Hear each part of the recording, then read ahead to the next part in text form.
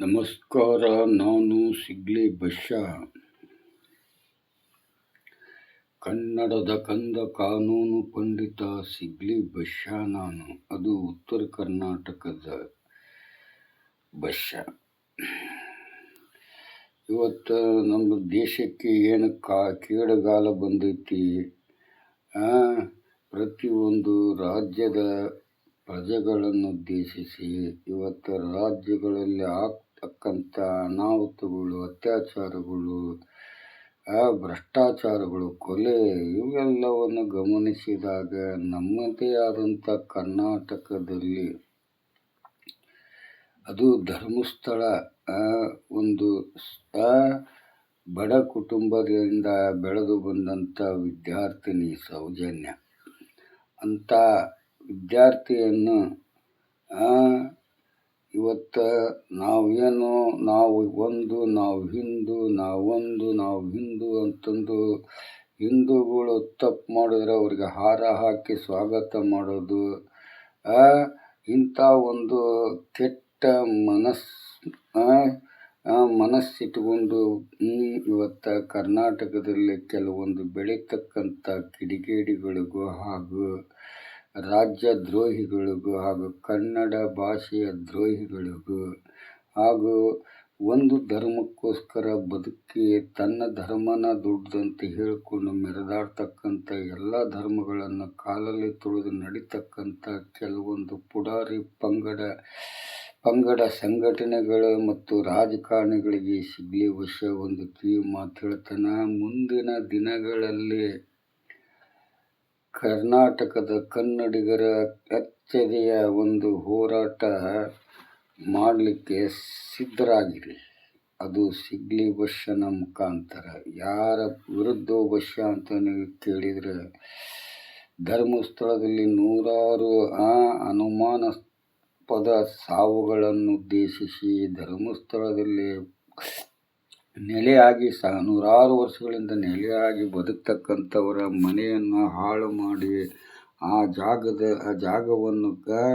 ಜಾಗದಿಂದ ಧರ್ಮಸ್ಥಳನ ಬಿಟ್ಟು ಓಡಿಸಿದಂಥ ವಿಚಾರದ ಬಗ್ಗೆ ಆಗಲಿ ಹಾಗೂ ಅತ್ಯಾಚಾರಗಳ ಬಗ್ಗೆ ಆಗಲಿ, ಸೌಜನ್ಯನ ಕೊಲೆ ಅತ್ಯಾಚಾರದ ಬಗ್ಗೆ ಆಗಲಿ, ಇದನ್ನು ವಿರೋಧ ಮಾಡಿ ಸೌಜನ್ಯನಿಗೆ ನ್ಯಾಯ ಕೊಡಿಸ್ಬೇಕಾದಂಥ ವ್ಯಕ್ತಿಗಳ ಇವತ್ತು ಈ ಸೌಜನ್ಯಗೆ ಬಗ್ಗೆ ಹೋರಾಟ ಮಾಡದೇ ಇರತಕ್ಕಂಥ ವ್ಯಕ್ತಿಗಳ ಒಂದು ಬಗ್ಗೆ ಈ ಸಿಗ್ಲಿ ಬಶ್ಯಾ ಮುಂದಿನ ದಿನಗಳಲ್ಲಿ ಹೋರಾಟ ಮಾಡ್ತಾನೆ. ಯಾರ ಬಗ್ಗೆ ಅಂದರೆ, ನಮ್ಮ ಕರ್ನಾಟಕದಲ್ಲಿ ಹಿಂದೆ ಕೇಂದ್ರ ಸಂಸದರಾದಂಥ ಪ್ರಹ್ಲಾದ್ ಜೋಶಿ, ಈ ನನ್ನ ಮಗ ಕರ್ನಾಟಕದಲ್ಲಿ ಆದಂಥ ಅನ್ಯಾಯಗಳನ್ನು ಮುಚ್ಚಿ ಹಾಕಿ ಇವತ್ತು ಅಂಥ ಸೌಜನ್ಯ ಅತ್ಯಾಚಾರ ಕೊಲೆ ಬಗ್ಗೆ ಪ್ರಶ್ನೆ ಮಾಡದೇ ಇರತಕ್ಕಂಥ ಮತ್ತು ಗುಜರಾತ್ ಒಂದು ಕುಟುಂಬದಲ್ಲಿ ಅತ್ಯಾಚಾರ ಮಾಡಿ ಒಂದು ಕುಟುಂಬದಲ್ಲಿ ಬಲ್ಕಿಶಾ ಬಾನು ತಾಯಿಯ ಮೇಲೆ ಅತ್ಯಾಚಾರ ಮಾಡಿ ಅಂಥ ಕುಟುಂಬದಲ್ಲಿ ಒಂದು ಮಗು ಸೇರಿ 7 ಜನನ ಬರ್ಬರವಾಗಿ ಕೊಲೆ ಮಾಡಿದಂಥ 11 ಅಪರಾಧಿಗಳಿಗೆ ಸನ್ನಡತೆ ಮೇಲೆ ಬಿಡುಗಡೆ ಮಾಡಿಸಿ ಅಂಥ ಹಲಕ ನನ್ನ ಮಕ್ಕಳಿಗೆ ಹೂವಿನ ಹಾಕಿ ಸ್ವಾಗತ ಮಾಡಿ ಪ್ರೆಸ್ ಮೀಟ್ನಲ್ಲಿ ಮಾತಾಡಿದಂಥ ಹೇಳಿಕೆಗಳನ್ನು ಗಮನಿಸಿದಾಗ ಇಂಥ ಅಯೋಗ್ಯನಿಗೆ ಇವತ್ತು ನಮ್ಮ ರಾಷ್ಟ್ರೀಯ ಶಿಕ್ಷಣದ ಮಂತ್ರಿ ಕೊಡೋ ಅವಶ್ಯಕತೆ ಇದೆಯಾ? ಹೇಳಿ. ಇದರ ವಿರುದ್ಧ ಈ ಸಿಗ್ಲಿ ಬಶ್ಯಾ ಉಗ್ರ ಹೋರಾಟಕ್ಕೆ ಸಜ್ಜಾಗಲಿಕ್ಕೆ ತಯಾರಿದ್ದಾನೆ. ಬನ್ನಿ. ನಾನು ಎಷ್ಟೋ ವರ್ಷದಿಂದ ಹೋರಾಟ ಮಾಡಿದ್ದೀನಿ. 80 kg ಬಂಗಾರ ಕದ್ದಿದ್ದೀನಿ. ನನ್ನ ಮನೆಗೂ ಬಂದು ತನಿಖೆ ಮಾಡಿ ನಾನು ಯಾವ ವ್ಯವಸ್ಥೆಯಲ್ಲಿದ್ದೀನಿ, ಯಾವ ಒಂದು ಹೋರಾಟ ಮುಂದಿಟ್ಟುಕೊಂಡು ನಾನು ನಡೀತಾ ಇದ್ದೀನಿ.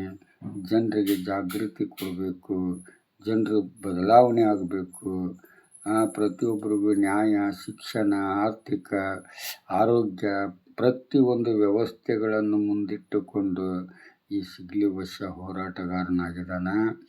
ಇಂಥ ಒಂದು ಕರ್ನಾಟಕಕ್ಕೆ ಅವಮಾನ ಆಗಂಥ ವ್ಯವಸ್ಥೆ ಮುಂದಿನ ದಿನಗಳಲ್ಲಿ ಬಂದೇ ಬರುತ್ತದೆ. ಆದ್ದರಿಂದ ಇಂಥ ಒಂದು ದರಿದ್ರ ಮಂತ್ರಿ, ಕೇಂದ್ರದ ಶಿಕ್ಷಣ ಮಂತ್ರಿಯನ್ನು ಒದ್ದು ಹೊರಗೆ ಹಾಕಬೇಕು. ಅಂಥವರಿಗೆ ಆ ಸ್ಥಾನ ಯೋಗ್ಯವಾದದ್ದಲ್ಲ. ಅಂಥ ಅಯೋಗ್ಯರಿಗೆ ತಕ್ಕ ಪಾಠ ಕಲಿಸ್ಲಿಕ್ಕೆ ಮುಂದಿನ ದಿನಗಳಲ್ಲಿ ಕನ್ನಡಿಗರೇ ಎದ್ದೇಳ್ತಾರೆ ಅನ್ನೋದನ್ನು ಮರಿಬೇಡಿ. ಯಾಕಂದರೆ ಯಾವುದೇ ಒಂದು ಸ್ಥಾನದಲ್ಲಿ ಕನ್ನಡಿಗರಿದ್ದರೆ ಆ ಕರ್ನಾಟಕಕ್ಕೆ ಅವಮಾನ ಮಾಡೋಂಥ ವ್ಯವಸ್ಥೆ ಕನ್ನಡಿಗರಿಂದ ಆಗಬಾರ್ದು. ಅಂದರೆ ಅಂಥ ಅಯೋಗ್ಯನ ಒದ್ದು ಹೊರಗೆ ಹಾಕಬೇಕು. ಆ ಮಂತ್ರಿ ಸ್ಥಾನದಿಂದ ತೆಗೆದು ಹಾಕಿ ಒಳ್ಳೆಯ ಒಬ್ಬ ಶಿಕ್ಷಣ ಮಂತ್ರಿಯನ್ನು ಕೇಂದ್ರದ ಮಂತ್ರಿಯನ್ನಾಗಿ ಮಾಡಿ ಅಂತಂದು ನನ್ನ ಆದೇಶ, ನನ್ನ ಬೇಡಿಕೆ. ಜೈ ಹಿಂದ್, ಜೈ ಕರ್ನಾಟಕ, ಜೈ ಕನ್ನಡ, ಜೈ ಶ್ರೀರಾಮ್, ಜೈ ಭೀಮ್. ಯಾರಿಗೇನು